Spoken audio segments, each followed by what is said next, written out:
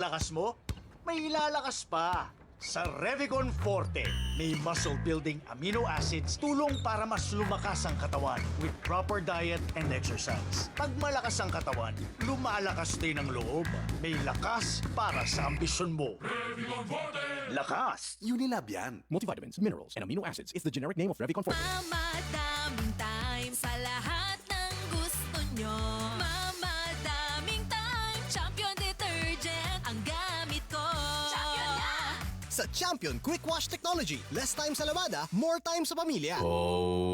Makulugan pa yokom. Greg, may work pa. I-Biogesic mo na yan. Bulong tulos? Baad igong side effects? Iba ang Biogesic. Most doctor-prescribed brand sa sakit ng ulo at lagnat. Aba, maingat mananggad. Jody Santa Maria po. Sa sakit ng ulo o lagnat, Biogesic agad. Alagang Unilab yan. Paracetamol is a generic name of Biogesic. If symptoms persist, consult your doctor. Mamadaming time sa lahat ng gusto nyo. Mamadaming time, Champion Detergent ang gamit ko. Champion na! Sa Champion Quick Wash Technology, less time sa lavada, more time sa pamilya. At dabaro nga energy! Pinabaro ka na may mayat nga Enervon, Enervon Z+. Pinapig-Sciety Zinc, Vitamin C, Vitamins B1, 2, 3, 5, 6, and 12, kun Vitamin E. Pinabaro ka na may mayat nga Enervon. Hey! Enervon Z+. Unilab yan. Multivitamins plus zinc is the generic name of Enervon Z+. If symptoms persist, consult your doctor. Try the new Surf Fab Bigatin. Surf Fab Bigatin. Mabango't pinarami. Surf Fab Bigatin. Pang-overload na siya sa dami. Surf Fab Bigatin Pack. Mas pinarami, mas mabango versus Surf Fab 25ml pack. 6 pesos SRP pa rin. Surf Fabcon. Ang Surf Fabcon Blossom Fresh, bigatin na with 12% more kaya mas bang overload. Kasaman nalon, inaldawak nga agububra, tapnon at daypakan ko ti pamilya, ngayon no at agpipikalin, paragatan na nga agubra, iswag tumarak ti Parex B. Adut Pilipino nga par excited. Haan nga agpasarding uray no magtang, aglulukid, agpipikil, titulong ti Parex B, Parex B, far excited with Parex B. Nayon ti gusto nga panangan ken nasalunat nga panagbiag. Parex Vitamin B1, B6, B12. 545 pesos lain kada may sanga tableta SRP. If symptoms persist, consult your doctor. Farex Vitamin B1, B6, B12. Far excited! Ito na muli ang iyong pagkakataong manalo ng 1 million pesos. Sa bagong taon, bagong milyon. Bagong taon, bagong milyon. Sali lang, baka swertehin ka. Bagong taon, bagong milyon, sali na. Kaya maghanda ng gumawa ng iyong mga entries. Bagong taon, bagong milyon. Malapit na. Dati, wala pang aray sa likod. At dati, wala pang aray sa kasukasuan. Paulit-ulit ang pain? Mag-Skelan. Sa Skelan, ang galing gumalaw, long-lasting bisa buong araw. Tuloy-tuloy ang ginhawa ko. Pag-aray dapat Skelan. Unilab yan. Up to 12 hours relief. Naproxen sodium is the generic name of Skelan. If symptoms persist, consult your doctor. Aksyon! Radyo! Naglipa na ang mga papaya soaps. Napansin nyo ba mga girls and guys? Aminin, gusto nyo rin pumuti. Sa dinami-dami ng papaya soaps na makikita nyo sa groceries, may isang namumukod tanging White Rose Papaya. Mula sa White Rose, dahil hindi lang papaya extracts ang ingredient nito, meron ding vitamin B3. Nakikita ito sa mga mamahaling mga serums na kilalang nagpapabilis ng pagpapaputi ng balat. Kaya naman ang White Rose Papaya, clinically proven magpaputi in as early as 7 days. With regular use, papaya puti, papaya fast. Yan ang White Rose Papaya. Mamadaming time sa lahat ng gusto nyo. Mamadaming time, Champion Detergent ang gamit ko. Champion na! Sa Champion Quick Wash Technology, less time sa lavada, more time sa pamilya. Star Wax, Wax. Star Wax, Wax. Always remember, sa paglinis, pakintabin ang sahig. Mrs. Star Wax. Kitang na to the max. Star Wax, the #1 floor wax. Adaan waterproof formula. Sibukan man itinanong, nagsubliti sila pitinatar. Star Wax.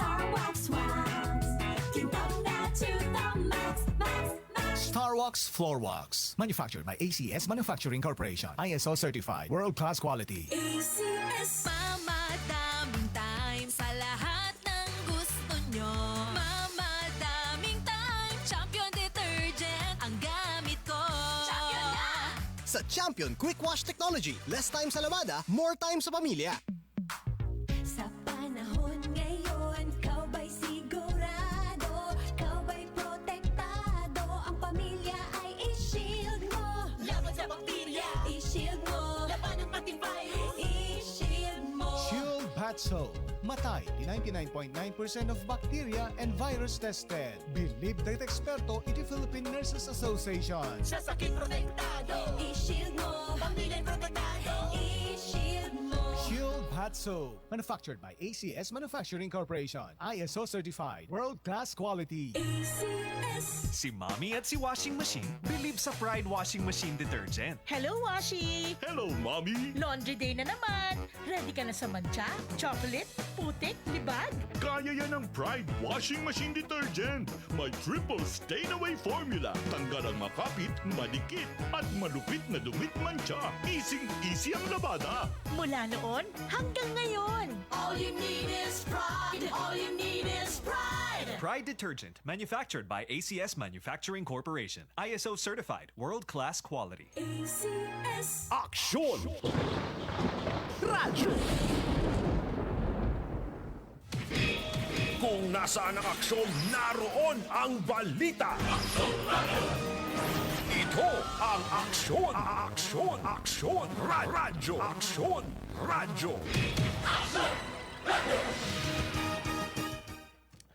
Beno padaanan ti programa tiyo si Kakantilenteg as usual with our partner iti programa ni Attorney L. Rene Kedris Castro alas 2:12. Sika Ken Tilinteg. Saan a biktima ti panagbalin nga ignorante itilinteg? Amwen ti kalintegan ditoy. TCJC Action Radio iti Sika Ken Tilinteg. Gaputa awan may laksid iti kawanam mo. Sika Ken Tilinteg. Iti kada Domingo alas 2 aging kay talas 3 ti malem. May sanga oras apan nakailawlawag dagiti linteg ken kalintegan babaen kariti legal experts.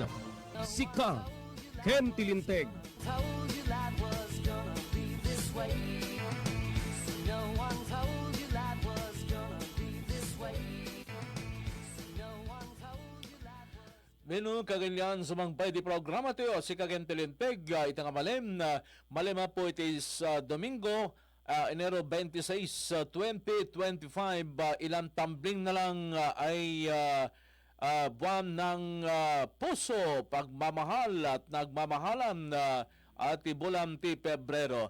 As usual, makarakta ko na iti apo iti programa, ti partner ti apo iti si Ken Tilinteg, Wansabali, no saan nga ni Attorney L. Reneo Kedris Castro. Mapagsasaritam ti apo pagkasektan iti budget anya kada po di proseso ti panaka tratar iti budget paman niya may submitir sa Kongreso anya damit na iti sistema iti Kongreso iti panangtaminda kada iti budget niya na ipaima kadakwada ken ti kadi General Appropriations Act when ti National Expenditure Program ket dahito kada po ti final version nga pirmaam ti presidente nga mapagbalinakas budget ti pagilyam ti gobyerno ti iti kadatawen. Dahito'y songbat dahito nga salsaludsod padaanan manipol iti may sa bugado partner ti apo ti pagprograma ni Attorney L. Rene Kedris Castro may sesuna po nga account executive ti Land Bank of the Philippines. Alas 2:15 aday sunam. Adam? Okay. Intayon, pangablawin na po iti malem for so long nga sa ante po nga nakatakta ko na iti nga programa nga po karigi iti siyempre ado nga kumikom na ken ti parakidanumet na iti nagdumapay nga gagayam ti apo iti programa. Apo Bagado, good afternoon. Yes, sir. Good afternoon, Mater. Kastamit ten dagiti naayat nga agdingdingig kadeti nga programa yo. So it's been a while we've been in your program and hopefully today we will be able to give clarifications pertaining to the yung pinakamainit na issue natin ngayon, which is yung tungkol sa pagpasa ng General Appropriations Act. So sa kaalaman ng lahat, bakit ito naging issue, di ba? Yung unang-una diyan na katanungan is bakit meron kasing blanco? Yun ang yun ang pinakamainit doon na pinag-uusapan, yung pagkakaroon ng blank items in the General Appropriations Act. So bakit kasi pwede namang i-fill up yun, di ba, sir? Parang fill in the blanks. Yun ang, yung siguro yung yun ang pinaka-highlight talaga kasi that is being questioned by the former president, di ba? Alam natin, it's not me who is telling that, di ba? Napanood naman na siguro ninyo or narinig sa radyo na yung mismo na president natin, former president Rodrigo Duterte ang nagtatanong bakit merong mga blank items in the bicameral report ng ating Congress pertaining to the passing of the General Appropriations Act. So, yung tanong ng karamihan, sabi niya, that is not legal. Okay, so yun ang question niya. We will prepare a complaint to question the validity of the General Appropriations Act for 2025. Okay, so yun ang malaking katanungan. So syempre meron ng mga samot-saring ideas pertaining to that. Ngayon, tinatanong na kung sino ba yung nag-fill in doon sa content ng blank items doon sa bicameral report. So today, tamang-tama na yung ating pag-uusapan is ano ba kasi ginagawa yung General Appropriations Act, or commonly that's what we know about the country's budget for a specific fiscal year. So ito, we are talking about the budget for 2025. So actually, matatapos na ng isang buwan, pero pinag-uusapan pa rin ang tungkol sa budget. So, kung wala kasi, yung budget naman, kung halimbawa hindi mo na-apply, ay hindi pa-approve yung present budget, okay, you use the previous budget. So, yun ang gagawin. So, syempre naman, that will as well affect the projects to be implemented within the year. Yun naman ang effect. So, syempre may mga delay na dahil hindi pa naipapasa yung budget for 2025. So, then again, siguro yung iba nag-iisip na rin na and this is a political issue, but then again, today, bibigyan din nating liwanag kung ano ba talaga dapat ang procedure na sinusunod sa pagpasa ng budget, national budget. So we're pertaining to national budget kasi baka merong mga local officials na nakikinig sa atin and they will counter us na hindi naman tama yung sinasabi niya kasi sa budget namin it's like this. So hindi po. So covered po kayo ng local government code. But then again, ang pinag-uusapan po natin is yung national budget or the approval of the General Appropriations Act. So when you talk about national budget, sir, ano kasi yan? Ang tawag dito, it's just like any other law. Kaya napansin nyo doon sa wordings, ang nakalagay doon, General Appropriations Act. So Act, it's a law. Tadan yan sa Congress for them to approve and later on for them to craft, so endorse nila sa President for approval. So yun lang yung pinaka-simplified na banggitin natin kasi we just want to make it clear na when you talk about the General Appropriations Act, just like yung ating local sa legislative body rin sa mga local government units, ano yan talaga ordinance din. So dito naman sa ating national budget, it is through the General Appropriations Act. But then again, we will explain it one by one. So ano ba yung procedure? So baka masyado kayong excited doon sa step by step procedure. So we also encourage those yung mga ating mga netizens diyan na if you want to share something, okay, in our discussion, you are free to share. Okay, so hindi naman it's Actually, not Abogado Gat, I'm planning to call also a prominent businessman in Lawag City to give his insight about the budget so that there will be a more comprehensive discussion on the matter. Most especially, Kanyayo as a corporate lawyer in the sense as being an account executive at the Land Bank of the Philippines, tap na nigas tayo makapag-share tayo iti observation may panggap karating ang budget. Actually, sir, tawag no, when you talk about budget as well, sa amin kasi, we are under the executive department kasi we are one of the departments of the government. So tayo, part tayo ng executive department. So different kasi, we are more on the implementation of the budget. Pero generally speaking, di ba may budget po yan per department, DFA yan. So yung Department of Finance, DOF yan. Yung DOF may mga umbrella organizations under DOF which include Land Bank of the Philippines. Yung Land Bank merong budget approved by DOF, pero si DOF kasi siya na yung nagpe-present ng kanyang budget through Congress. So sila yung nagpe-present na through DBM. I mean, sa DBM, bibigay nilang budget. Si DBM naman, approve, gagawa siya ng national budget. Yung national budget po na yan would be subject to endorsement of the general appropriation through General Appropriations Bill. Bibigay ni President yan, bibigay niya sa Congress for their approval. Ngayon, di-deliberate yan. Okay, through Congress which starts or emanates from the House of Representatives. So, yung may version ng House of Representatives, later on, meron ding version yung Senate, and then they will come up with the bicameral committee report na yun na yung kine-question kasi nagkaroon ng blanco po doon.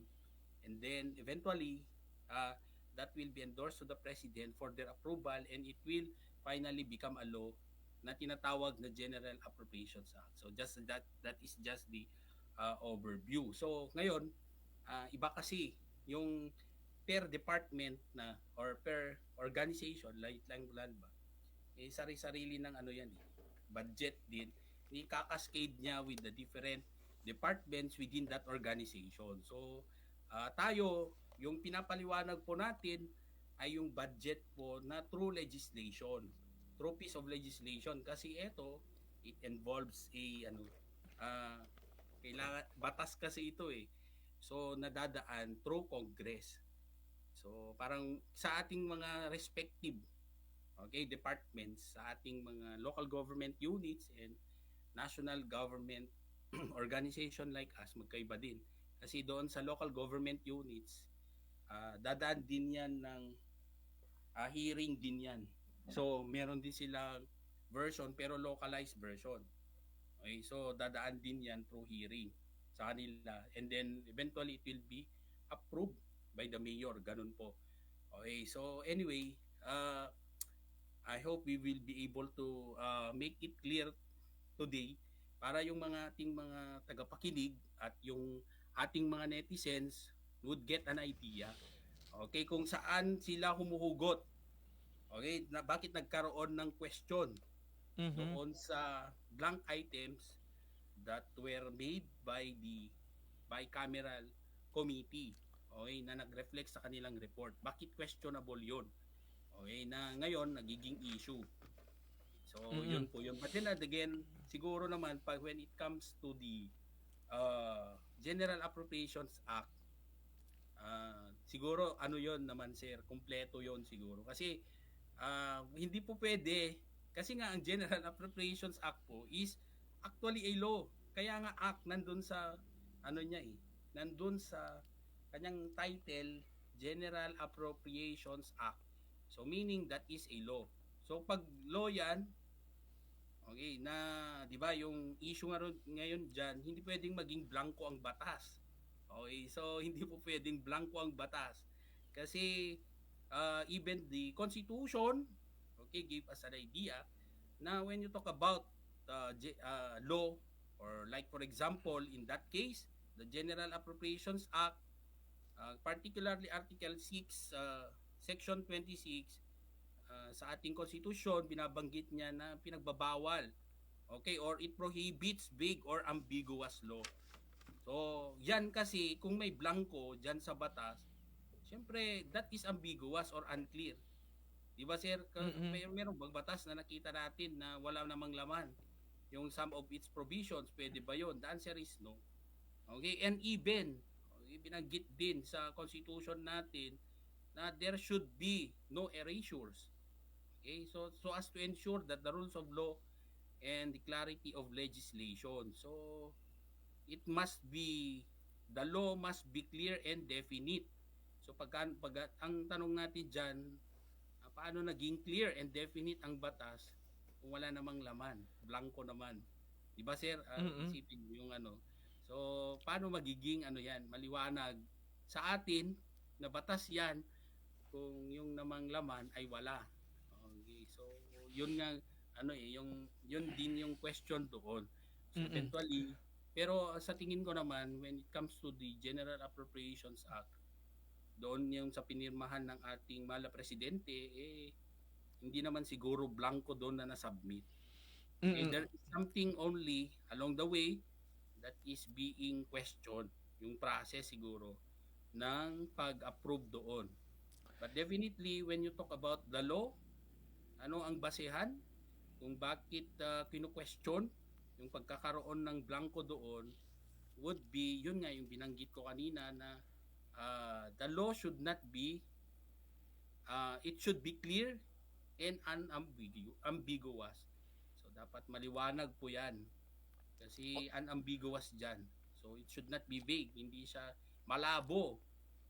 Okay, so And at this point in time, awamet pa iti clear document that they could show nga dijay observation nga kunada nga dati blanco na because as you stated na abogado nga imposible ay may isang pagdintigan kaya dati blanco nga probation na that could be very very impossible indeed.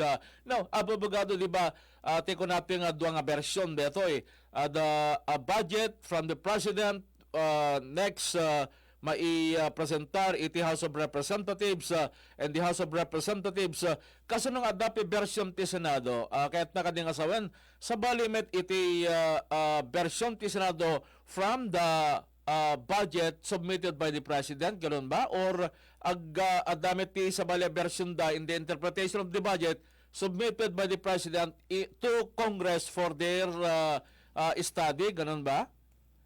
Okay, sir. So, umuna we have to iano natin para ma-visualize natin, sir. Start it from the kung ano ba yung talagang general process. So, unang-una dyan is it would starts with the preparation of the national budget.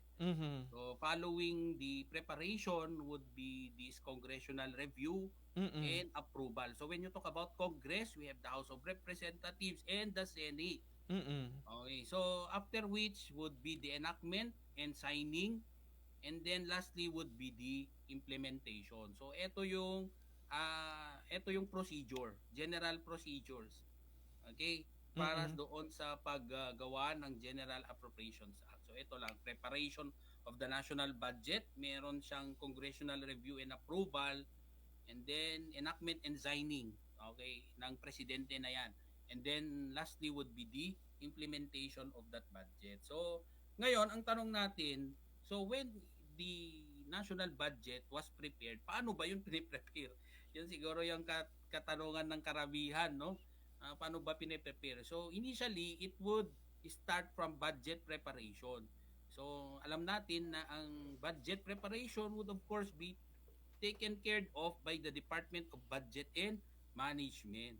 So sila po yung nagpre-prepare talaga ng national budget, which include of course the proposed appropriations for various government agencies and programs. So, di ba sir, merong mga iba't ibang national government agencies under the umbrella, okay, of the president. So may mga different aside from the DBM, may mga other departments like PNP, yung DILG, which is hawak ng DILG, ang PNP, BJMP and the like, di ba ganon? So itong mga agencies nito would of course come up also with their respective budgets. Submit nila ngayon sa kanilang departments. Yung mga departments kung saan sila nagfo-fall or kung saan sila nagre-report. Okay, like for example, Land Bank magre-report yan sa Department of Finance. Ngayon, ibibigay nila lahat ang kanilang mga proposed budgets to the DBM. So ngayon si DBM gagawin niya lahat 'yan. Okay, so yung ipe-prepare niya ngayon yung national budget for the next fiscal year, which is 'di ba yung 2024 sila prepare for fiscal year 2025. So ngayon yung budget that was prepared by the DBM would be submitted to Congress. Okay, so the DBM would now submit the proposed budget to Congress. Okay, but of course, through the President's budget message, tingnan din yan Okay, bago i-submit yan.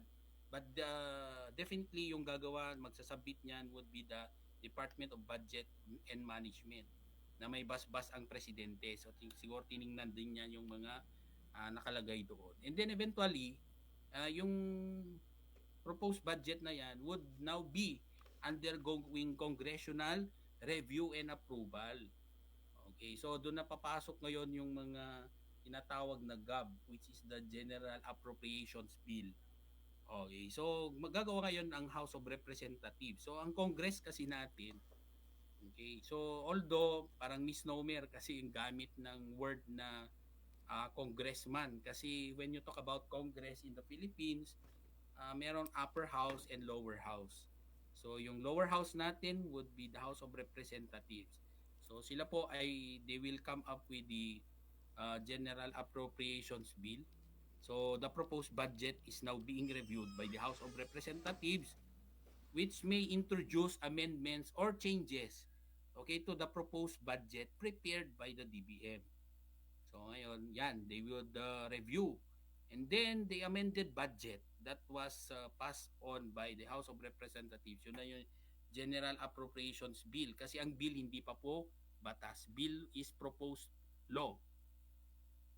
Okay, proposed law po yan. So yung proposed law na yan would now be submitted to the Senate. So of course, kung may mga changes na ginawa po doon ng House of Representatives doon sa proposed budget, would now be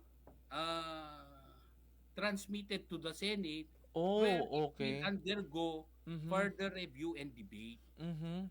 Pag-usapan ulit yan doon. So ibig I could now understand the process gayam gabuta DJ the budget that was submitted by the President to the House of Representatives, and the House of Representatives isulati imuna from the legislative body nga nang scrutinize kani jay nga isubmitir kanya da, and then jay budget nga scrutinize from the House of Representatives ipasa damit gayam jay Senate anya abogado.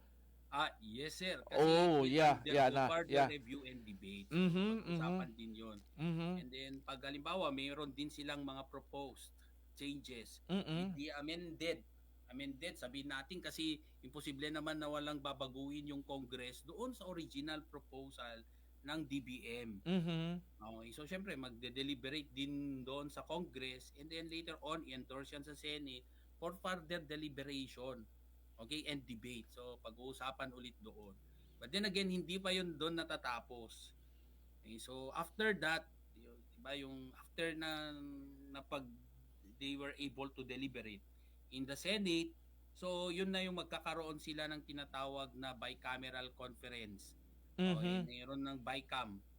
Yun na and the BICAM composed of the congressman and senator synchronizing all the items in the budget na inadal the House and then the Senate. So both houses now will again finalize, ganun ba, Abogado? Will finalize the budget? They will iron out the differences between the proposed appropriations bill by the House of Representatives, and di ba merong House version, merong Senate version, and then they will later on come up with magkakaroon sila ng bicameral conference through the bicameral conference committee, and of course that is composed of the House and the Senate, so well represented din sila to iron out the differences of their proposed budget and then finalize it. Okay, so titingnan lang naman yung mga magkarinigan na sila ng kanilang komento tungkol sa budget, and eventually they will finalize it. So pag finalize na yung budget, that is now the third step, which is the enactment and signing. So the bicameral conference committee will now submit the finalized budget to both chambers for their approval. So okay.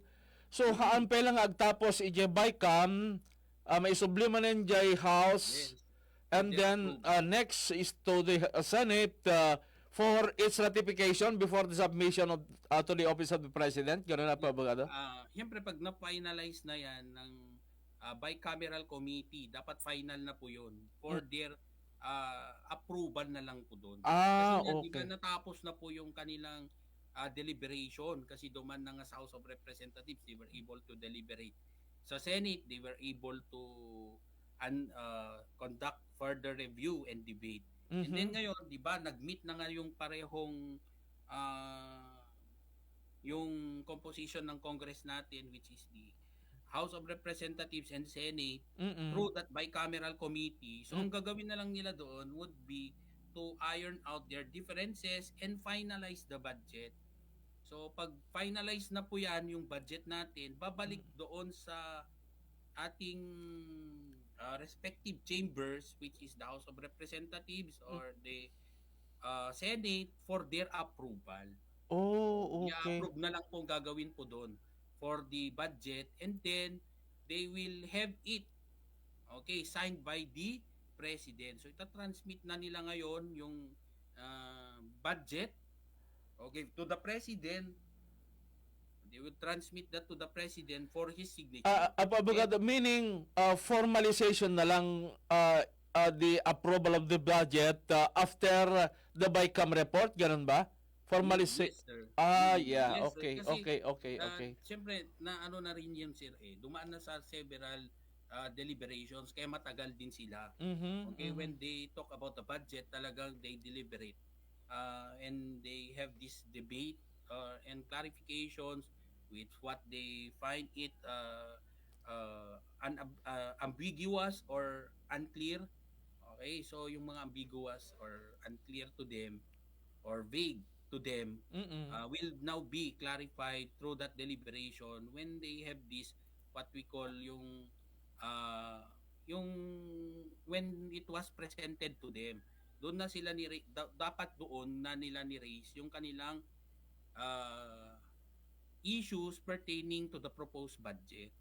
Okay, so halimbawa yun nga yung pagdating na sa Senate, so magkakaroon ulit ng deliberation doon, but then again when it was already finalized by the bicameral conference committee, so eventually yung report na gagawin ng BICAM would now be submitted to them for their approval. So approval na lang po gagawin doon. And then eventually that would be signed by the President, and once signed, it would become the General Appropriations Act. So magiging batas na po yun. So ang kulang na lang natin ngayon would be the implementation, which is the last step, which is of course the budget execution. But then again, yun nga yung problema, kasi anong i-execute mo? Hindi pa naman, question naman ngayon yung tungkol doon sa mga blank items. But then again, yun nga, di ba, meron tayo ding comment coming from the Executive Secretary na sabi niya, di ba yung si former Chief Justice Bersamin, sabi niya na So what will happen now?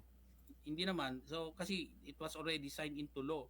So ano pang gagawin doon? So kung may question about that, they will just petition it with the Supreme Court, okay, to question its validity. But then again, syempre sa tingin natin hindi naman na 'yon hindi na 'yon unless 'di ba nag-request sila ng TRO para sa implementation, but the way we look at it, 'di ba, yung ano naman natin, so kung that was already become a law, it would now, of course, yung execution niya will continue.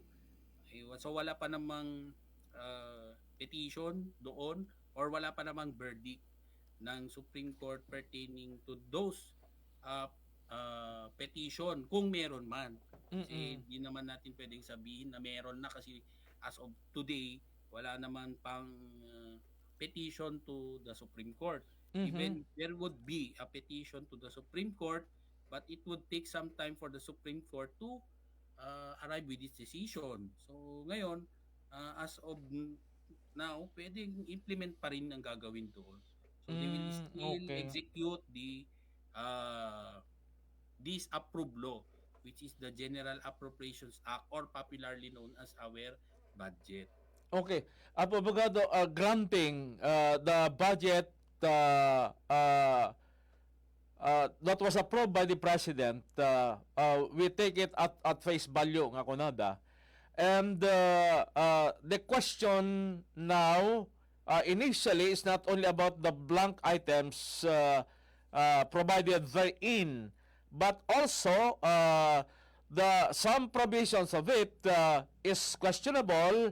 First, about the budget in the Department of Education nga dakdakkel tinailatang iti DPWH student of the Department of Education, which is accordingly in violation to the provisions of the Constitution, nga may kankumati dakdakkel budget na iti Department of Education. But the President, so as to fine-tune kung natin malaingen, kaya't inikat natin sa magmamanong na i-appropriate in the DPWH so that it will appear nga dakdakkelmet lang dijay na ilatag iti Department of Education. Kasla ti kunadi jacket, kaslang there are portions that was vetoed by the President. So anya di veto power of the President in the concerning the budget abogado. Kahit nakadingasawan yung na binito na is not included anymore in the budget, di nga item? Okay, so when you talk about the veto power, okay, of the veto power of the President. So ito na-exercise lang niya actually, as far as I can remember. This can only be exercised in the budget. So hindi po lahat ng batas ay pwede niyang i-veto on particular item. Okay, so ang Constitution, ang ating Supreme Court lang ang pwedeng nullify doon sa particular provision of the law. Ito yung isa sa mga exception. Kasi this when you talk about the budget, ito lang yung law na pwedeng mag-line veto ang president. Okay, so he can, when you talk about line veto, that is actually yung deleting, okay, particular, okay, or deleting some of the provisions, or like in this case budget yan, so pwede siyang magtanggal, but he cannot introduce new items or bring back items that has already been deleted by Congress. So yun po, pwede siyang mag-veto, line veto po ang tawag doon, on a particular item. Okay, in the Appropriations Act, pwede siyang magtanggal pero hindi siya pwedeng mag-introduce new items or bring back items that has already been deleted, okay, by Congress. Okay. So yun lang pwede niyang gawin. But then again, eto kasi yung question regarding doon sa yung basis for the preparation of the budget, di ba sir? Siyempre may mga gusto na sana kami yung may pinakamalaking budget. So, yung question natin dyan would be, meron bang particular, yung particular basis for the budgeting na sino pa dapat ang may pinakamalaking budget.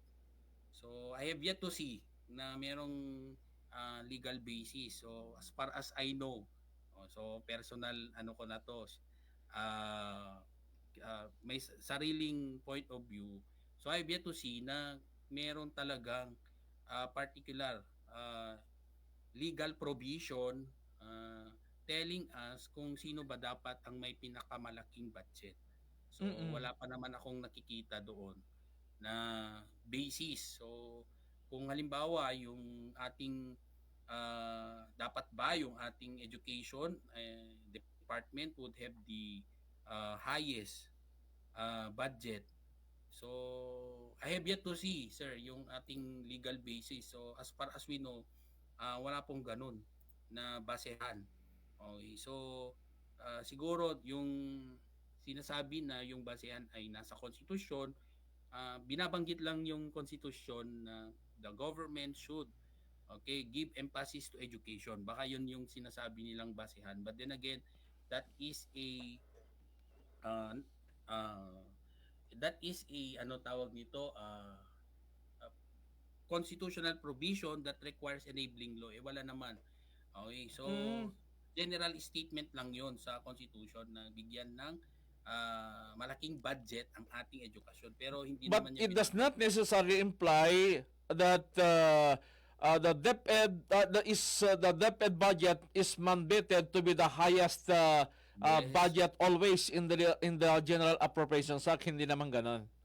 Okay, yes sir. Hindi naman kasi binanggit sa ating konstitusyon na ang binabanggit lang ng konstitusyon as far as I can remember is for the state to recognize the importance of education.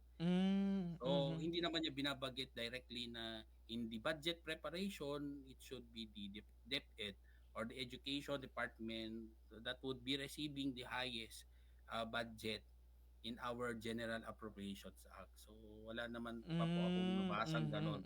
So, siyempre, yung ating mga teachers, how I wish na, di ba, mayroon silang pinakamalaking budget. But then again, wala naman po kasing exact, or explicit na pagbanggit ng ating konstitusyon na dapat sila ang may pinakamataas na budget.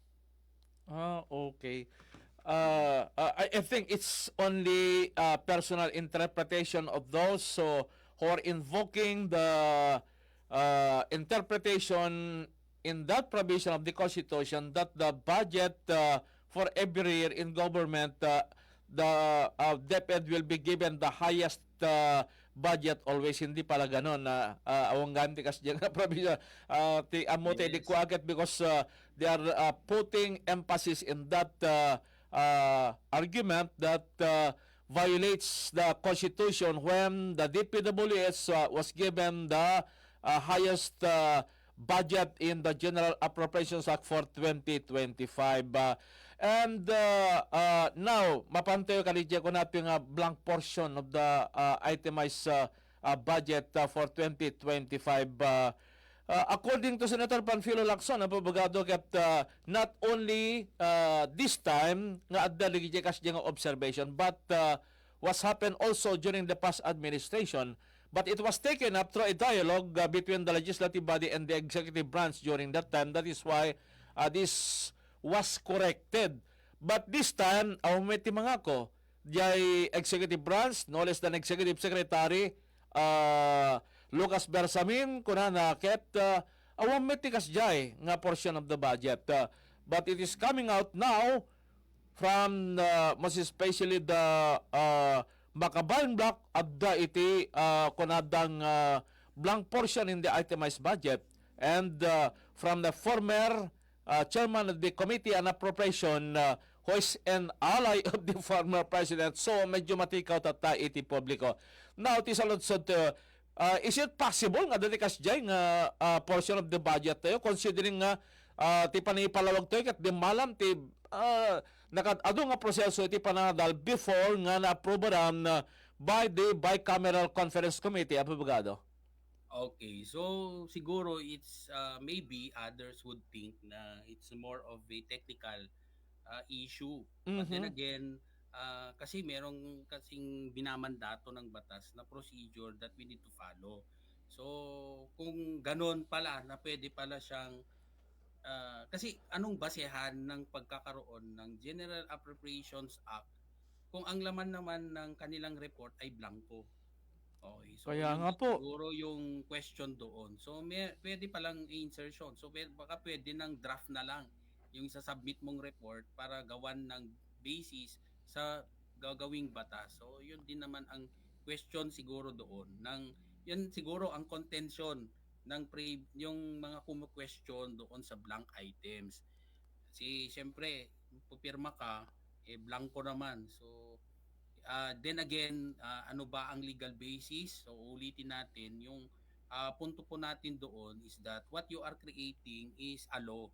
So when you talk about the law, dapat that it's your obligation na when you prepare the law, 'di ba yung binanggit ko nga kanina, sir, na pag pinag-uusapan natin ang batas, dapat ang batas should not be okay, sa Constitution natin, it's particularly Article 6, Section 26, it prohibits the vagueness or the ambiguity of laws.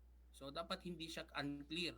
Dapat clear siya. So, kung baka blank yan na basis doon sa batas, di ba, yung may report, may blanco, so that would create confusion. So, yun naman. And another thing also is that there is the what we call yung dapat sa Article 2 Section 1 of the Constitution, binanggit din ang tungkol sa pag-ensure that the rule of law and clarity in legislation. So it should be clear, pinuulit-ulit yan, na it should be clear and definite. So yung punto natin dyan, how it would become clear and definite when it is blank. Okay, yun siguro yung punto nila. So but then again, yun lang we are explaining yung consequence ng mga blank items, but then we are not saying that there are blank kasi nga yung mga nandoon naman sa ating Congress, they are asserting na when they came up with that final report, it has already been complete. Kasi yung ang ginawang General Appropriations Act na meron na tayo ay kumpleto naman na pinirmahan ng ating presidente. So, yun naman yun. Okay, so nandyan niya kasi labanan na rin to ng mga legal luminaries natin sa national level na siyempre sabi nila, lex certa yan. It's a principle na when you talk about law, it should be clear, specific, and unambiguous. Because if that is unambiguous, so that would now the void for vagueness doctrine. Okay, so the laws with unclear provisions may be struck down. Okay, so dapat tanggalin daw yung mga provision na unclear. Okay, hindi yan pinapayagan. So yun po yung punto ngayon.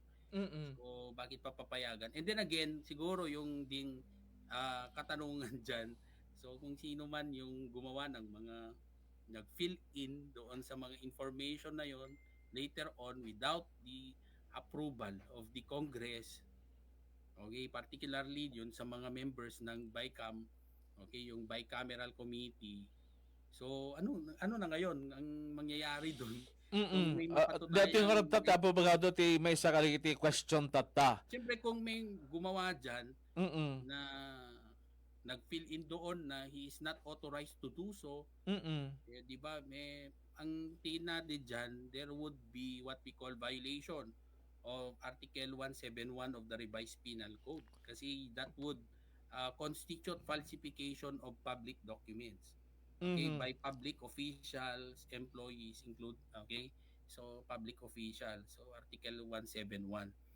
Okay. So, falsification 'yan. So pwede siyang makulong diyan ng abogado, kaspagarigan deto'y observations dagiti critic of the budget for the 2025 at daming ibagbaga, masapol may possibility BICAM to resolve the problem or the defects of the approved budget.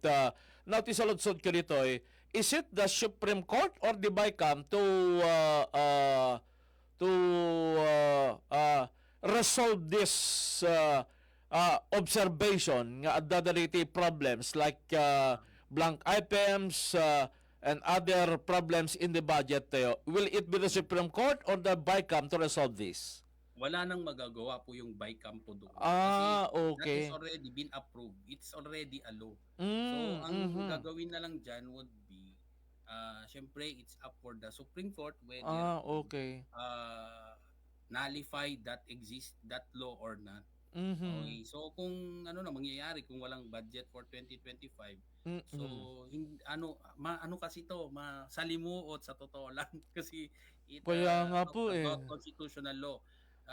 Then again, pag hindi approve yung 2025 budget, ang gagamitin is yung 2024 budget. So ang problema dyan, yung mga appropriated na budget for 2025, syempre hindi mo na marirealize kasi ang gagamitin is yung 2024 budget. So ang tanong ng karamihan, hindi na tayo sasahod ng mga nagtatrabaho sa gobyerno. Hindi naman, gagamitin lang yung luma. Okay, so na budget, yun muna. So will it be the whole year for in the use of our budget for 2024 just in case?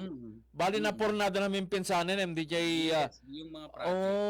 Okay. So yun nga yung implication niya. So then again, it is not also a ground as well na hindi naman po pwedeng ganun lang din na na hindi bigyang halaga na dapat kasi doon sa gawa ng batas, siyempre merong there is a procedure that is provided by law. Siyempre yung mga mga legal personalities na siyempre may alam sila sa batas, siyempre they would assert na dapat masunod.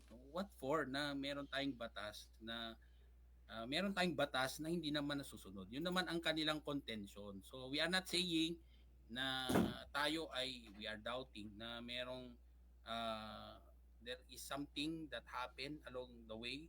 We are not saying, but then again, yun nga yung contention nila, which is tama naman. Kasi halimbawa na lang sa local level na meron kayong ipapasang batas na merong blanco na doon sa inyong deliberasyon. So, and then later on, that would serve as your basis for finalizing the law. Di ba, sabi nga natin sa ating constitutional provision na pinagbabawal niya yung vague or ambiguous law. So, siyempre, anong maliwanag doon sa blanco, di ba, sir? Wala anong maintindihan mo sa isang batas na blanco na mayroong mga blank provisions. So, pwede ba yun? Constitution nga natin ang nagsasabi na hindi po pwede. Okay. So, kung may blanco man doon, so that would be an issue and of course, it should be cleared. Okay, yun dapat ang maliwanagan tayo. Kasi otherwise, siyempre, hindi magandang president yan. So if there are, just in case, in the long run, will be find out nga abda iti talagang digitay blankong portion of the budget. Is this a serious offense? And if it is a serious offense, who will be at fault? Is it the legislative body or the executive branch? Hindi, yung dyan, sir, would be the person. Sa aking palagay, dapat yung taong sinong nag-insert na yon sa information. Kasi nga hindi naman pala dineliberate yan ng bicameral committee. So wala naman silang binanggit tungkol dyan kasi blank na yung nagawa nila dyan. Sino yung nag-insert ng information? Okay. So ibig ba sabihin na pabagado, it was an insertion after the approval of the BICAM, possibly nagititapta nga madokdoktalan niya blank portion of the budget, ganun ba ang sinasabi natin? Okay. So, dalawa kasing dalawang punto po ang tinitingnan po natin dyan. Unang-una dyan, we are talking about the blank items in the bicameral report that was used as a basis for the GAA or the General Appropriations Act. Mm-mm. So pwede ba 'yon? The answer is no kasi nga may dapat maliwanag yung mga basehan in that report sa pag-finalize ng General Appropriations Act. So what would now be if that General Appropriations Act will be nullified, so hindi yan magagamit for the fiscal year. Yun ang implication niya. So, okay, tapos na tayo doon sa part na yun. Mm-mm. So what if merong yung sa General Appropriations Act that are blank items, merong nag-fill in doon na hindi siya authorized to fill in that information. So ngayon, ang usapan naman yon is that person involved in filling up that information. So wala siyang authority. So meaning yung papel na yun, pinil-upan niya ng mga information that is not within his power. So ngayon, nagkalaman yon. So meaning, there is now falsification of public document. That is in violation of the revised penal code, particularly Article 171. Okay, so pag fill up niya doon, yung sino man yung fill up doon, would be liable for falsification of public documents. Kasi pinalsify niya yun eh. Binago niya yun eh. The information on his own. Sabi naman ni Executive Secretary Lucas Bersamin, hindi kami ang may kagagawan nun.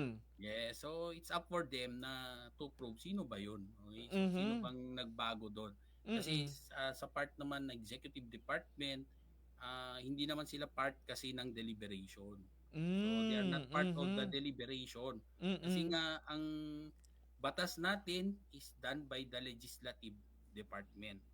So they are there to legislate laws or to create laws including our General Appropriations Act or budget. Okay, so yun po ay trabaho nila. So sa part naman ng presidente, siya lang ang tawag nito, siya lang ang mag-approve. Okay, through his signature, affixing his signature to the proposed budget. Okay, so upon his signature, that proposed budget, particularly called General Appropriations Bill, will become General Appropriations Act upon the signing of the President. So, syempre, pag nagpirma naman ang Presidente dyan, syempre, marami ding mga advisors yan, tiningnan din kung meron bang mga syempre mga provisions that were left blank. So, siguro yon ang titingnan din.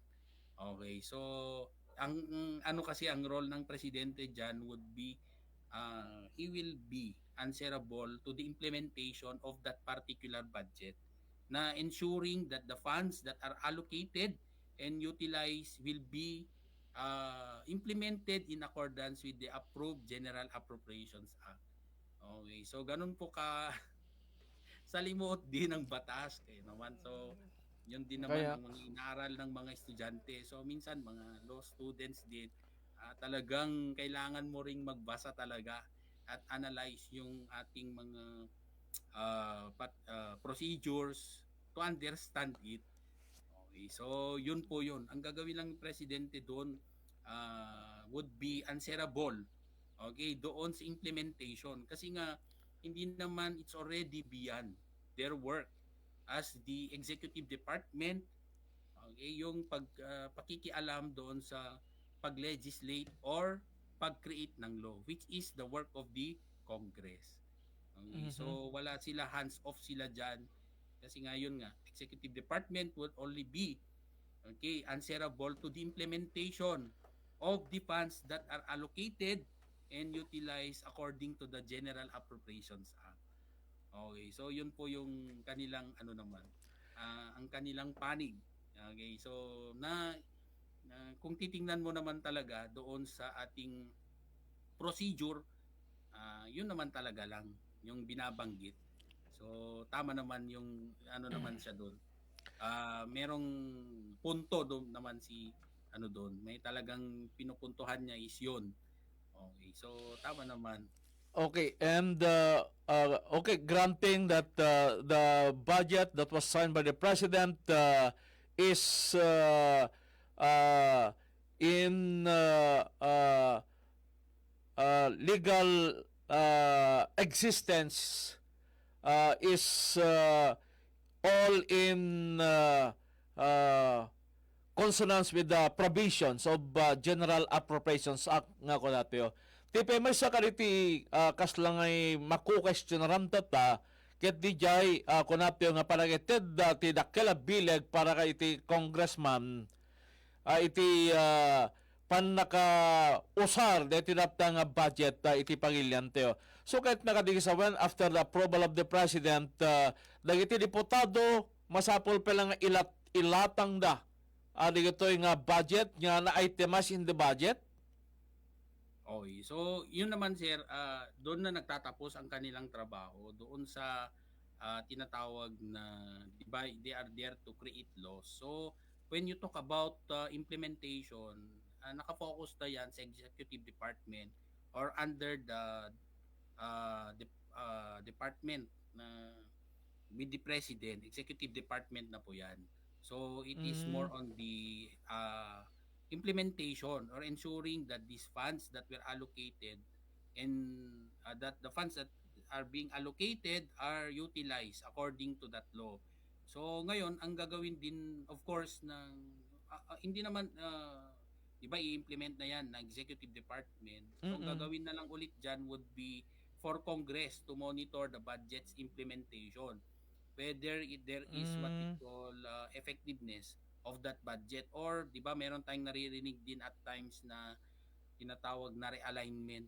Okay. So realignment of the budget, but then again it all still require a law for making such adjustments, okay, as needed. So yun po yun naman yung magkakaroon ulit ng tawag nito pag there is an realignment of the budget. So it requires again a piece of legislation. So hindi po siya yung agad-agad ng dahil sa kagustuhan nila na baguhin ulit, kasi there is what we call upon knowing the ineffectiveness of a particular provision, gusto nilang baguhin. So it requires again another piece of legislation. Kailangan ulit nilang magano diyan. Namang panibagong karagdagang batas, okay, para baguhin or mag-realign doon sa approved budget. Kasi kasla impression da as nabilbilag ti House than that of the Senate in terms of the appropriations of funds in the General Appropriations Act. Iti bagbagad nga iti invoke nga the House has the power of the purse. Can you enlighten us about this interpretation ng pabagado? Hindi, kasi nga yung House is the power of the purse, di ba? Yung kasi sila sir yung where the law would originate, kasi doon kasi nag-originate yung budget. Yun yung ano natin eh. Yun ang sigurong bakit nila nabanggit yun na has the power of the purse, kasi nga doon nag-originate yung ating General Appropriations Bill. So sa kanila muna ipapakita yung budget. So syempre it would depends on them kung ano yung mga particular programs that would have to be budgeted. So syempre yun, kaya yun siguro ang sinasabi nila. But then again, hindi naman actually yung ano lang sir, yung House of Representatives who is considered to have the power of the purse. It is actually the legislature, kasi yung ating budget ay pinag-uusapan sa House of Representatives and the Senate as well. Okay, so hindi po siya limited doon sa House of Representatives, but rather it also includes the Senate. Kaya yung yung ating power of the purse is actually with the Congress. Okay, so correct din natin na hindi siya talaga sa House of Representatives lang. Although, pag titingnan mo doon sa structure, when you talk about the proposed budget, okay, na galing sa DBM, ang una na maggagawa ng amendment or changes would be the House of Representatives. But then again, that would still be subject to the further deliberation of the members of the Senate. So, yun po yun. So, the power So, of a House of Representatives could not act alone in the appropriation of funds without the concurrence of the Senate. Yes. Kailangan pa rin po nila ng Senado. Kaya yung power of the purse is in the legislative. Kasi sila ganun yung pala ang gumagawa ng interpretation. Yes, Congress ko na namin kat Congress kas lang automatically kunos the House of Kaya nakakalito Representatives. din minsan. So, siguro wala ring minsan hindi na rin kino-correct yan, pero we have to make it clear na when you talk about the Congress, dalawang bodies po yan. So, or the two houses yan. So, we have the House of Representatives and the Senate. Kaya lang kasi dito sa Pilipinas, pag tinanong mo kung mas appropriate to use the term House of Representatives or member of the House of the Representatives, diba? Mas magandang, mas appropriate na term yun kaysa congressman.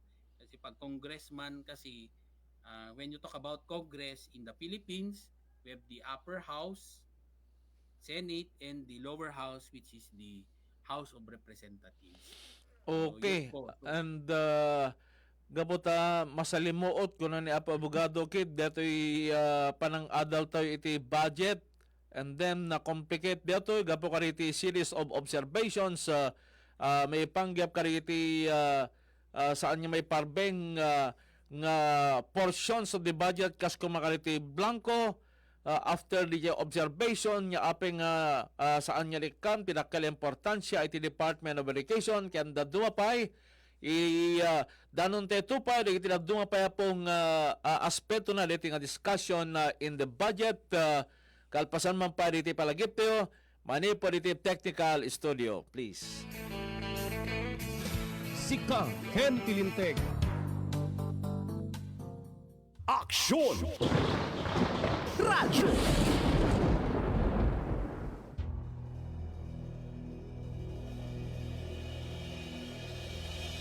Sa gitna ng bawat pangyayari at kaganapan, nakatutok ang Aksyon! Radyo! Sa mga pangunahing isyu at usapin, tinatalakay at binibigyang linaw ng Aksyon! Radyo! Ang mga matatamis at mapait na alaala na naging kabanata sa makulay na drama ng buhay, inilarawan ng Aksyon! Radyo! Ang taos-pusong paglilingkod sa sambayanan nakaukit sa puso ng Aksyon! Radyo! Ang Provincial AM Radio Network sa pinakamalaking radio network sa buong Pilipinas, Manila Broadcasting Company, Aksyon! Radyo!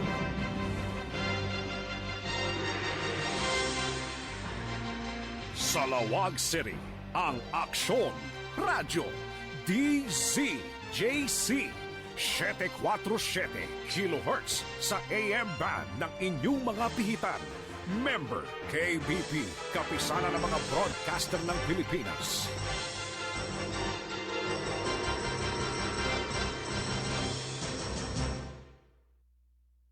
This time check is brought to you by ACS Manufacturing Corporation, ISO certified, maker of world-class quality Pride detergent. Aksyon! Radyo! Sir Fabcon. Ang Sir Fabcon Blossom Fresh, bigatin na with 12% more kaya mas bang overload. Aksyon! Radyo! Champion Detergent para less time sa labada, more time sa pamilya. Aksyon! Radyo! Champion Detergent para less time sa labada, more time sa pamilya. Aksyon! Radyo! Goodbye to meet my child. Hello, bright bar blue. Isang labanan yan. Bright bar blue. Pride Bar Blue with powerful stain-away enzymes. Malupit magtanggal ng dumit mancha pero di masakit sa kamay. Goodbye to meet my child. Hello, bright bar blue. Isang labanan yan. Askas tested ang cotton and polycotton. Sa mancha, malupit. Sa kamay mo, mabait. Pride Bar Blue. Manufactured by ACS Manufacturing Corporation. ISO certified. World-class quality. ACS. Ang numero unong kailangan sa ngayon, extra strong ka dapat para di ka mawasak ng anumang hamong ibigay sa'yo. Ang hanap ng Red Horse Beer, extra strong na tulad mo. Lakas. Tama. Kayang tumindig at harapin ang mga pagsubok na parating. Panatag ang loob na bukas na namnamin mo ang iyong tagumpay.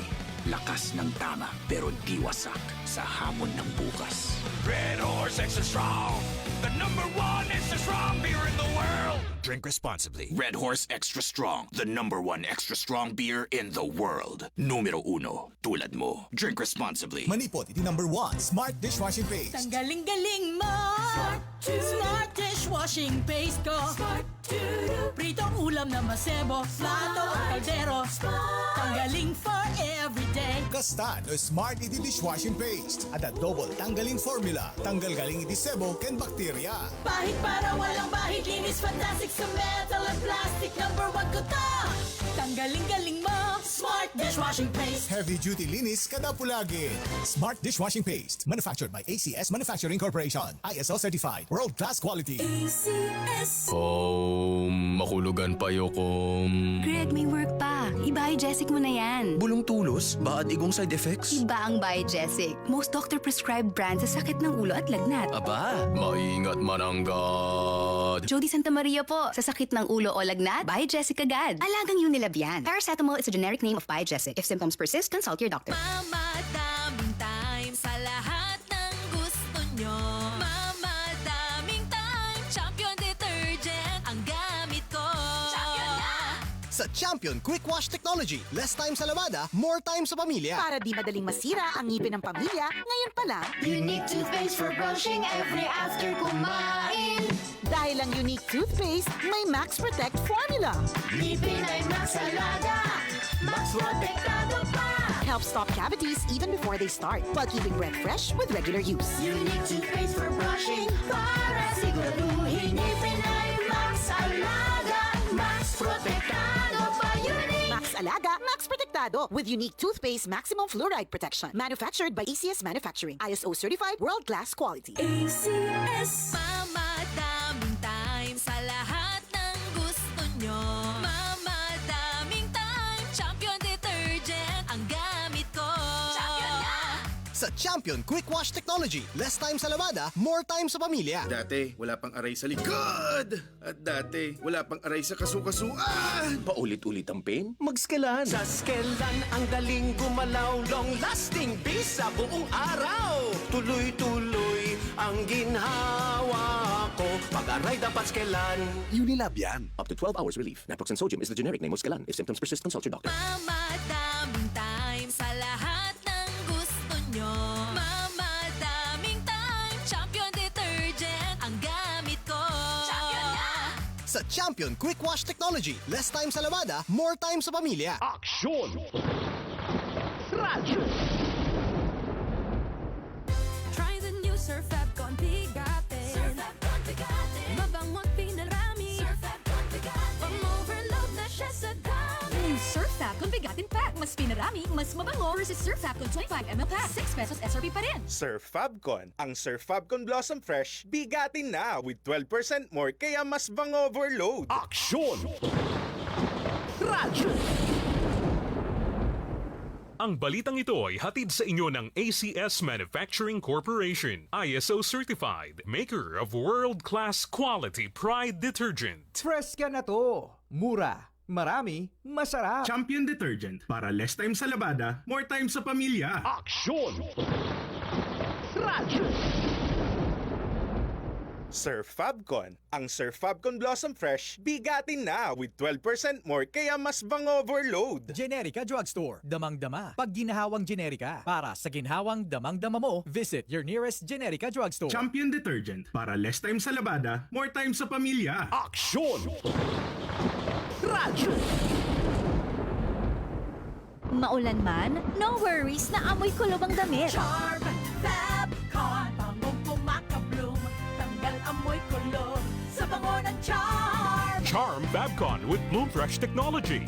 kills 99.9% of kulob-causing bacteria tested. May aroma burst pa of thousands of flowers and berries. Ang sampay sa loob, naamoy kulob. Banggong kumakabog sa charm! Manufactured by ACS Manufacturing Corporation. ISO certified world-class quality. ACS! Papalit kong Fresca! Ni, naanay bagong iani oy! Fresca! Fresca tuna sulit pack! Fresca, 150 grams na Fresca! Presyo nga Fresca yan mo!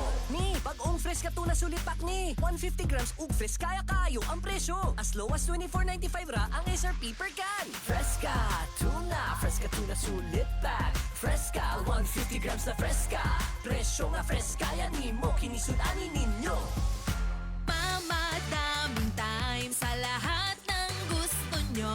Mamadaming time, Champion Detergent ang gamit ko. Champion na! Sa Champion Quick Wash Technology, less time sa labada, more time sa pamilya. Adda ba iti immunity gap na dayta anak mo? Immunity gap? Ni Angel, nagrigat nga pa kanan. Ni Mela, ag subli-subli iti sakit na. Ni Toto, nagbayag nga uminbag. Immunity gap dayta. Tumulong nga pasardingan iti immunity gap. Kanayon nga Agsiling Plus. Tulong tapdong 100% iti immunity. Base iti RENI. Sabayan iti proper diet, exercise, can vaccination. Tumulong nga pasardingan iti immunity gap. Agsiling Plus inaldaw-aldaw. Alagang Unilab yan. Ascorbic acid plus zinc is the generic name of Celine Plus. If symptoms persist, consult your doctor. Tumulong nga pasardingen iti immunity gap. Agsilin Plus inaldaw-aldaw. Mamadaming time sa lahat ng gusto nyo. Mamadaming time, Champion Detergent ang gamit ko. Champion na! Sa Champion Quick Wash Technology, less time sa labada, more time sa pamilya. Pag may lagnat si bunso at mapait ang gamot, pahirapan sa pag-inom. Pero pag Kidilets, madaling inumin para gumaling. Kidilets! United Home Kidilets. Chewable paracetamol in candy flavors. Unilab yan. Paracetamol is the generic name of Kidilets. If symptoms persist, consult your doctor. United Home Kidilets. Chewable paracetamol in candy flavors. Try the new Surfab Con Bigatin. Surfab Con Bigatin. Mabangot pinarami. Surfab Con Bigatin. Pang-overload na siya sa dami. New Surfab Con Bigatin Pack. Mas pinarami, mas mabango versus Surfab Con 25ml Pack. 6 pesos SRP pa rin. Surf Fabcon. Ang Surf Fabcon Blossom Fresh, bigatin na with 12% more kaya mas bang overload. Dati, wala pang aray sa likod. At dati, wala pang aray sa kasukasuan. Paulit-ulit ang pain? Mag-Skelan. Sa Skelan, ang daling gumalaw, long-lasting bisa buong araw. Tuloy-tuloy ang ginhawa ko. Pag-aray dapat Skelan. Unilab yan. Up to 12 hours relief. Naproxen sodium is the generic name of Skelan. If symptoms persist, consult your doctor. Makulugan pa yokom. Greg, may work pa. I-Biogesic mo na yan. Bulong tulos? Baad igong side effects? Iba ang Biogesic. Most doctor-prescribed brand sa sakit ng ulo at lagnat. Aba, maingat mananggad. Jody Santa Maria po. Sa sakit ng ulo o lagnat, Biogesic agad. Alagang Unilab yan. Paracetamol is a generic name of Biogesic. If symptoms persist, consult your doctor. Mamadaming time sa lahat ng gusto nyo.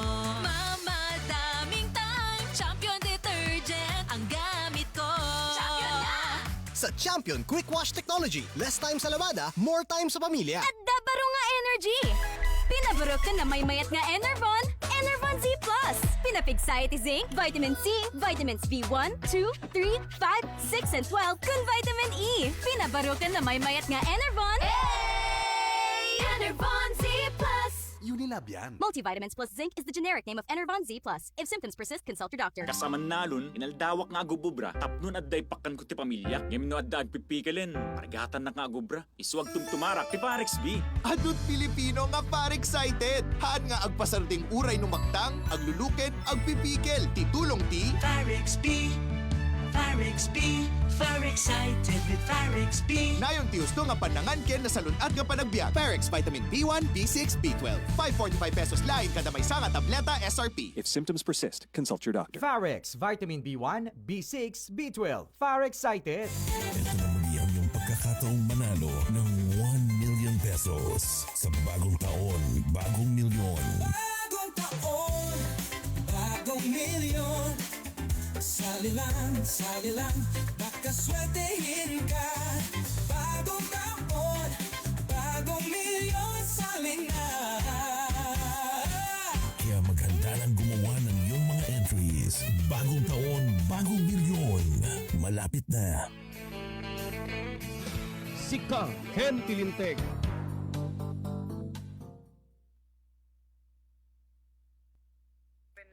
Okay, 25 minutos na palabasin ti alas 3 itang malim.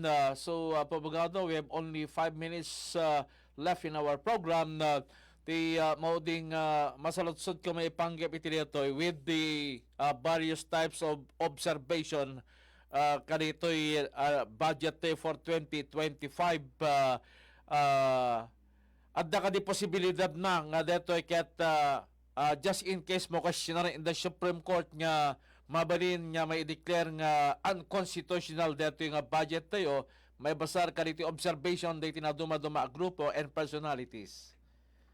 Oh, yes, sir. So, we have yet to see yung yung kanilang contention or the facts. Kasi definitely kung mga ganun po, yun nga yung sinabi natin, sir, na dapat kasi yung we should be properly be informed. Okay, we have the properly be informed yung sa content ng isang batas. So ngayon kung imagine mo kasi, sir, na yung isang yung basehan doon sa batas ay galing sa information na walang laman.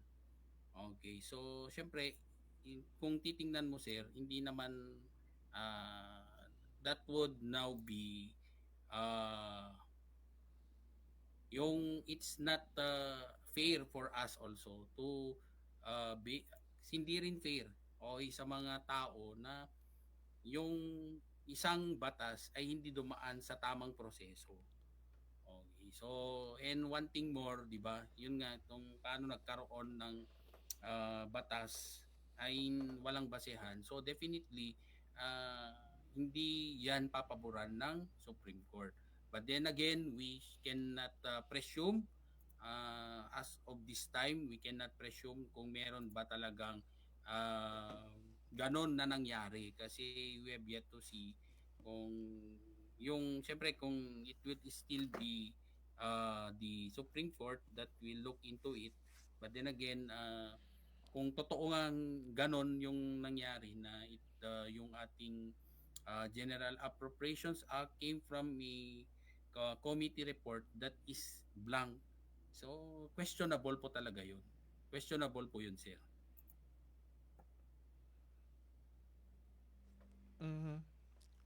Yun lang yung ating gustong puntuan dyan. So, syempre hindi rin papanigan ng Supreme Court yung ganon. Okay, na gaya na lang sa atin, di ba, sir? Na could you imagine that there would be an ordinance that will be passed that was not subjected to hearing. Okay, so kung ang hearing ay requirement para doon sa batas na yan, so siyempre na-violate ang karapatan natin to be informed. Okay? So, there is no fair play and justice because we were not given that opportunity to be informed. Kung yan ay requirement doon sa crafting or creation of a law, just like the General Appropriations Act. Okay, and Gabota, we take things at face value. When the President approved the budget last December 30, not until there are observations that was exposed by a member of Congress allegedly at the blank items in the budget for further clarification. And just in case at dadaling ito questions of law, as stated by Attorney Kidd, it must be the Supreme Court now that will resolve the matter. No, adda iti question da may panggap ka rito. Sabi ko mapubaga sa ang mapasamak niya pag amkam tayong the budget will be null and void by the Supreme Court na dati timang question iti rito. Gapota, ado nga talaga iti mai-sakripisyo. Now, in that situation, digiti po kat paniladawan lain ti may sa abogado nga partner ti apo iti dito programa ni Attorney El Rene Kid Castro in laid down na laeng diti possible scenarios nga mapasamak yan no kasano apo nga naprobaran di budget tayo tap ni kastaket may kante apo ti insight and picture of the situation. May basar ka ti contradicting stories and interpretations dagitoy kunapya po nga sumagmamano a grupo and some personalities who are themselves member of the House of Congress. And in that, Abogado, maraming salamat again for giving us your time na kanitinat programa tayo, most especially discussing about the controversial budget for 2025 General Appropriations Act. Thank you and good afternoon, Abogado. Thank you very much, sir. Kan sapay ko dagiti mo agbubuyat dito yung Facebook. Do not judge me nga kasla kasi naka-t-shirt tayon. Kasi dati mo namin dito balayan agad siyempre.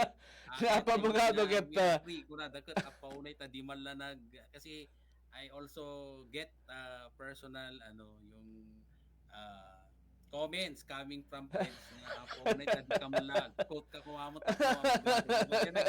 that is not a requirement of the Supreme Court. No, siguro dati di korte ada talaga makunkuna nga dress code that we need to comply with. Ngam no ada tayo iti ruwar so tayo lang ito. Okay, so thank you for that comment. Ngam medyo pudutan na kayo sir. So may anak ko mo tirak ko mo and also do not mind my voice. Diba? No, dadto mga mingkat hanak ko na nga tiket na mingkat they want me also to become assertive in my words, but then again haan ngamin ta that yung ti personality tayo, so we cannot change it. No ngamin ko nakarog awam mo iti mandato iti korte nga dapat nga modulated voice nga medyo po na yan talaga di pati ba naman ang boses na no. So thank you for that comment. So I will try my best. So pasensya kayo no, diyak nakapokis. Sa bagay, you have tried your best. Baka kanito nga nag-comment kanya yo, kaya't iti interpretation na your best is not good enough. Anyway, Abogado. More on the physical naman. More on the physical. So siguro kaya't na nga they want us to dress. We are in our coat and tie ng pudpudutan tayo nga mismo nga we are contented and the fact that we do it online. So hindi na tayo then again it will not also remove yung ating knowledge naman. Kaya naman masyado kayong judgmental. Okay, Abogado, thank you. Thank you very much for your time again for para iti programa tayo. Thank you, Abogado. Okay. Ibasa tayo na po iti reactions from our Facebook ni Ma'am Melendrina Corsino. Nagboy-boy ka na tapo dyan Ewa Beach in Hawaii, ni Apollo Vic Mariano, ni Ma'am Carlina Malaki, ni Ma'am Bergio Jarvis from London with Love, and ni Ma'am Nora Afaga. Kanda iti matagdingdingin kada kami apo via live streaming. Maraming salamat. Tinagan ni Atty. L. Rene Kedres Castro. Iso na po ti partner iti ito yung programa. And masangsang ilit tayo madapo na naduma ni Atty. Dave Camarao, Manipurity Solicitor General's Office from Bacara. Maraming salamat. God bless. Mabuhay.